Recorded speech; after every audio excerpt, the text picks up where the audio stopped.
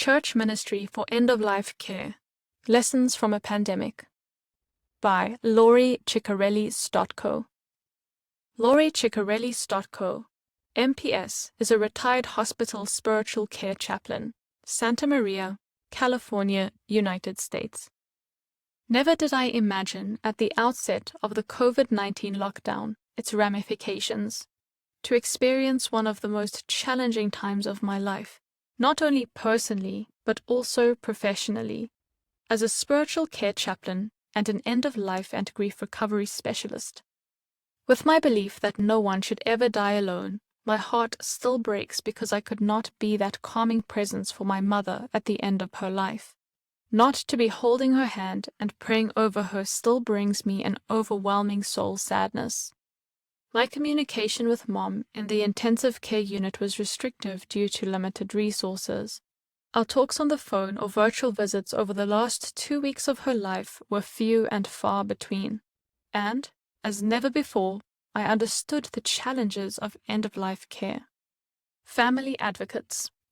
Quote, providing support to families before and after the death of a patient can help mitigate a poor bereavement outcome. Communication skills and trusting relationships are core elements of palliative care.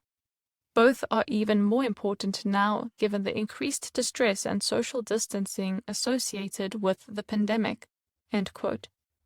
With so many unknowns about the future, when loved ones come to the end of their lives, how can church members support one another, especially if restrictions are extended and resources remain limited? Church members can extend Christ to one another by being a compassionate presence and acting as family advocates to help those facing end-of-life challenges.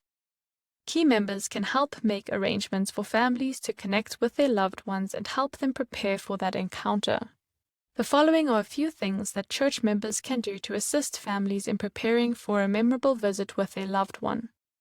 Reminisce about meaningful memories. Reminiscing is like show and tell in school. When Mom was first admitted and still coherent, my brother dropped off family photos at the hospital to place at Mom's bedside and a special blanket to wrap around her with love.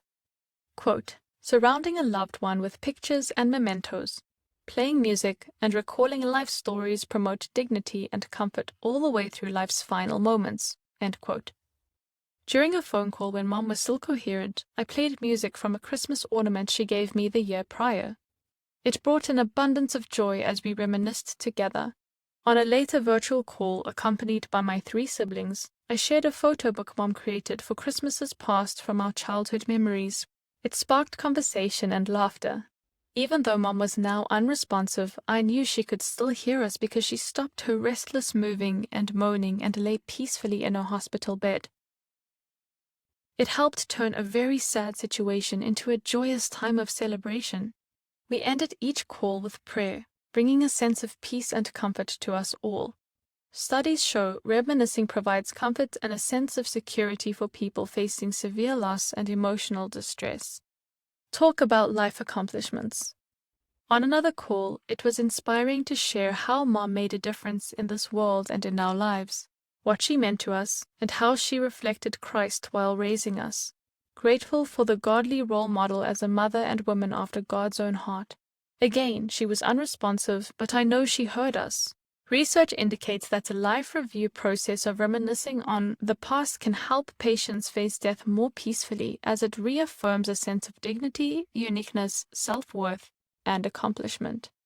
Restrictions allowing, churches can offer activities directly to end-of-life patients that will bring comfort by 1. Supporting them in prayer. 2. Helping them write letters to loved ones for significant life events they will miss, such as birthdays, anniversaries, and holidays. 3. Addressing areas of unforgiveness and areas to extend forgiveness and let go of past hurts. 4. Reading a book or the Bible to them while they rest. The Word heals the heart by restoring joy, peace, and hope. And 5. Helping to create a memory book, scrapbook, or prayer book celebrating their life's journey. We all want to live well, but we need to finish well too. To celebrate Mom's life with her while she was still with us was invaluable. It not only helped comfort Mom in the hospital, but also helped us process our grief and left us with a beautiful memory at the end of her life, even when we could not physically be there with her. Spiritual support. The death of a loved one is considered the most powerful stressor, with bereaved individuals at increased risk of adverse mental and physical health problems. Restricted access to a patient and not being able to say goodbye are associated with a prolonged grief disorder and PTSD in bereavement. I believe bereavement care is an integral component of quality end-of-life care. To continue walking alongside families during the aftermath is vital for the healing process so that grief does not become pathological. Here are ways in which churches can provide additional support to families. The Center for Loss and Life Transition says, quote, "Grief is what you think and feel on the inside after someone you love dies. Mourning is the outward expression of those thoughts and feelings. To mourn is to be an active participant in our grief journeys. We all grieve when someone we love dies, but if we were to heal, we must also mourn." End quote. Scripture says, quote, "Blessed are those who mourn, for they will be comforted." End quote. Matthew chapter 5, verse 4, NIV. Mourning is the action following grief that brings comfort, connecting us to others who are also mourning, and bridging our past to the present. We can mourn through written, verbal, or physical activities, expressing ideas, thoughts, and beliefs that help us transition from pain and chaos to wholeness and healing. We have daily rituals or routines to help us process life. We need rituals or actions during our time of loss to help us process our pain. Making space to listen provides a safe place to vent, which helps those grieving with their emotions and pain. To be an empathetic listener reflects Christ. Listen with your entire body, giving your undivided attention. Turn off any distractions. Reflecting back what you heard without judgment or unsolicited advice will validate feelings. Save advice for those who ask. Most often, people just want to be heard and affirmed. This is healing to the soul. When in pain, we crave connectedness. Those experiencing grief seek comfort from community. Churches can offer community through grief support groups or help to find local support resources.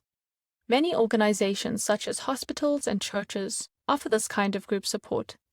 Encourage families not to isolate, as it leads to depression and anxiety. Help surround them with those who love and support them, ensuring that they are not alone.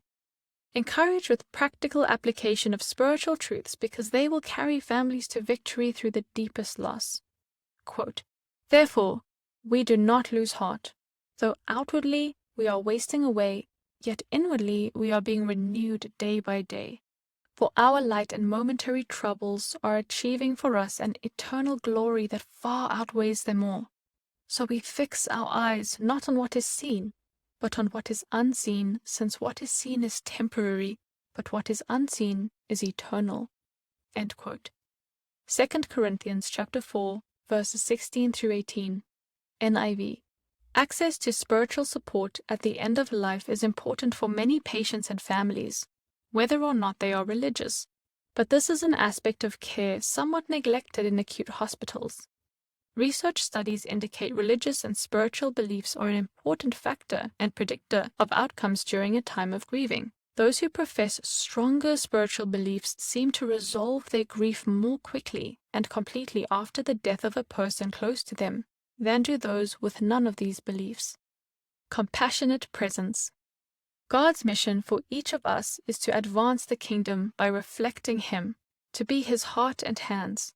What a wonderful opportunity to extend Christ as a compassionate presence through end-of-life ministry, bringing the kingdom forward on earth as it is in heaven.